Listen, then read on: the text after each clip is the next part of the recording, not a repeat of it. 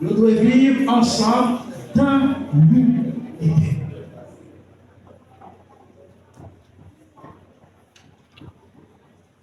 Frères et sœurs bien-aimés, chers amis,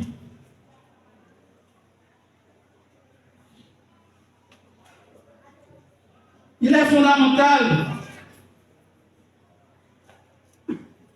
que les frères et sœurs soient d'accord sur l'essentiel. L'essentiel, c'est quoi? C'est qui? Laisse-moi dire comme ça. L'essentiel, c'est quoi? C'est quoi et c'est qui? Hein? L'essentiel pour nous, c'est arriver à obtenir la vie éternelle. Et l'essentiel, c'est qui pour nous? L'essentiel, c'est qui pour nous? C'est Jésus, parce que c'est lui qui pourra nous dire ça, la vie éternelle. Frères et sœurs, bien-aimés, il est fondamental que les frères et sœurs soient d'accord sur l'essentiel de Jésus. On peut tolérer des avis divergents sur des questions secondaires, mais en tout, l'amour doit les animer. L'unité peut exister sans uniformité. Nous sommes tous différents, mais nous sommes tous différents, frères et sœurs, mais cela ne nous empêche pas de travailler main dans la main. Car nous avons un seul Maître et son nom est Jésus de Nazareth. Les membres du corps sont tous différents, comme l'a si bien souligné l'apôtre Paul dans Romains chapitre 12. Il dit clairement que les membres des corps sont différents, mais ils agissent de façon harmonieuse en obéissant aux ordres de la tête. Et la tête, c'est Jésus-Christ.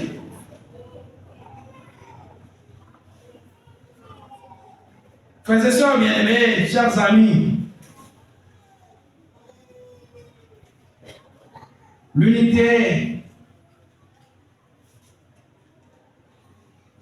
eh bien, des membres du corps est glorieuse lorsque on agit bien en harmonie avec.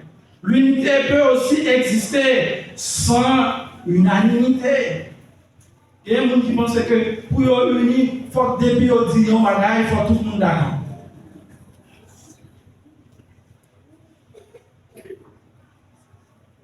Mes sœurs bien-aimés, laissez-moi vous dire, ce qu'il faut, c'est se mettre d'accord sur l'essentiel. Nous pouvons diverger sur certaines questions sans devenir pour autant désagréables les uns avec les autres. Les vrais ennemis de l'unité sont la jalousie, la calomnie, la médisance, l'esprit de jugement et le manque d'amour.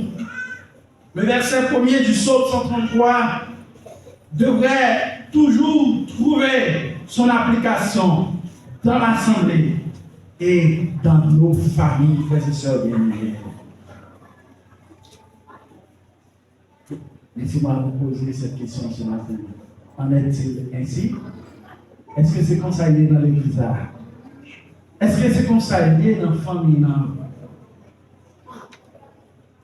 Frères et sœurs bien-aimés, quand les frères habitent unis ensemble, c'est une chose bonne et agréable pour eux-mêmes.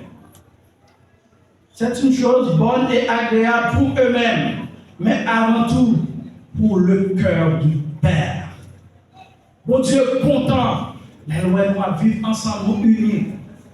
Il est bon pour nous, mais aussi il fait que bon Dieu content. Frères et sœurs bien-aimés, chers amis,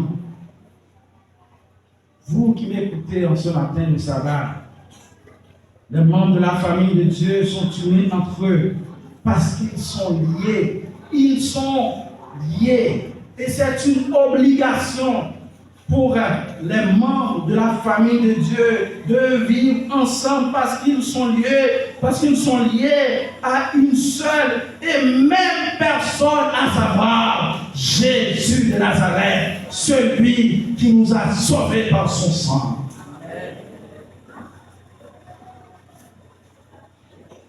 L'unité est comme le parfum. L'unité est comment? Et comme le parfum. C'est le deuxième point souligné par David. L'unité est comme le parfum odoriférant qui fut utilisé lors de l'onction du sacrificateur Aaron. L'huile parfumée fut répandue sur la tête, d'où elle coula sur sa barbe et sur le bord de ses vêtements. Frères et sœurs bien-aimés, le sacrificateur n'était pas le seul à apprécier l'odeur du parfum.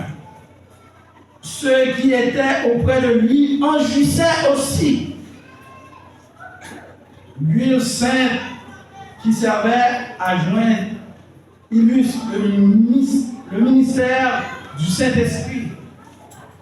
Ça fait référence au ministère du Saint-Esprit qui descend comme une odeur agréable sur les enfants de Dieu lorsqu'ils vivent dans l'harmonie et répandent l'odeur de leur témoignage autour d'eux.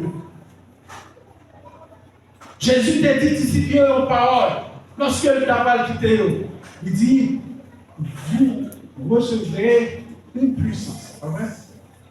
Lorsque le tabac quitté, il dit, m'a quitté nous, mais m'a voyé un consolateur. Vous recevrez une puissance, le Saint-Esprit, sur notre vie. Jésus allait, et automatiquement Jésus allait, cet esprit a été revenu. Mais le pas venu. Il y a une raison qui fait que le pas venu. C'est parce que monsieur yo, t'as discuté entre eux. Qui est mon premier? Qui est mon chef? Et c'est normal. Pour discuter, pas vrai. Il y a le grand docteur Luc qui était là, pas vrai. Tandis que Jésus lui-même dit quitter non mais Pierre, pauvre, pécheur de poisson. Et lorsque une discussion pas mener aucun côté, tout le monde conscience et nous monter ensemble dans la chambre. Qui ça va faire en compétition? Nous allons prier. Et pendant ensemble, il y a prié unis, ensemble, dans la prière. Qui ça t'est arrivé? Le Saint-Esprit descend. Ah ouais, le Saint-Esprit descend sur l'eau. Et on peut parler. Joue ça. On parle. Combien de monde qui t'a accepté? T'a accepté Jésus comme étant Seigneur et Sauveur. Qui t'a dit au matin. Si nous voulons appeler les fêtes croisades sur croisades, nous avons fait campagne sur campagne. Pas de monde qui voulait accepter Jésus de Nazareth. C'est parce que nous mettons ensemble pour le Saint-Esprit faire travail. Et quand nous acceptons, nous mettons ensemble pour le Saint-Esprit en fait travail, là, nous vraiment. Nous n'avons pas besoin de faire tout le bagage. Il y a un petit moment où nous ouvrons bouche nous. Et puis tout le monde a comprendre. Et le Saint-Esprit de Dieu a attiré vers Jésus de Nazareth. Mes sœurs bien-aimés, laissez-moi continuer en ce moment. C'est pas l'air pour la prier, discuter, pour débattement. Et comme ça m'a laissé le programme par là pour qui passait. Ministère personnel dit, moi c'est moi qui responsable évangélisation. Qui te le dit le matin là? Ce n'est pas le ministère personnel qui est responsable évangélisation. Mais c'est l'église tout entière. L'église responsable, évangélisation, ministère personnel, dirigé, mais nous ensemble parce que l'évangélisation, c'est l'affaire de l'église tout entière, frères et sœurs bien-aimés. Ce n'est pas un moment pour nous discuter, pour nous dire, moi, il faut bien ça, ça. Pas vrai? plusieurs départements, mais c'est une seule église. Et c'est cette église que le Seigneur Jésus vient la chercher. Nous avons plusieurs départements. Il n'y a pas besoin de discuter parce que notre travail pour un seul maître dans une seule église, car l'église est le corps c'est le corps du Christ, pas vrai? Nous constituons que les membres, pas vrai? Nous, chaque seul membre, corps Christ, pas vrai? Et pourquoi ça va fonctionner bien, il faut que nous chaque nous jouions rôle par moi et ceci. Nous n'avons pas besoin de discussion, nous n'avons pas besoin de querelle, mais que nous sommes capables d'être dans l'unité pour qu'on faire qui ça? Pour voyer puissance esprit sur nous et pour être capable de recevoir non seulement la bénédiction, mais ensuite pour être capable de recevoir qui ça? La bénédiction et ensuite la vie éternelle. Car c'est là que l'Éternel envoie, frères et sœurs, la bénédiction et en dernier lieu, la vie pour l'éternité. Laissez-moi vous poser cette question ce matin. Voulez-vous recevoir la bénédiction de Dieu? Combien nous allons recevoir la bénédiction? Parce que nous entendons un petit mot amen. Frères et sœurs bien-aimés, voulez-vous recevoir la bénédiction de Dieu? Oui. La bénédiction de l'Éternel, c'est ce qui enrichit.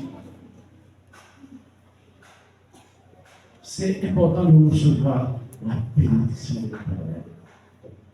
Il y a un monde des fois qui contentait seulement pour capable recevoir la bénédiction de l'Éternel et obéir la bénédiction de l'Éternel. Mais c'est comme si bénédiction ici-bas, c'est celle ça qui intéresse.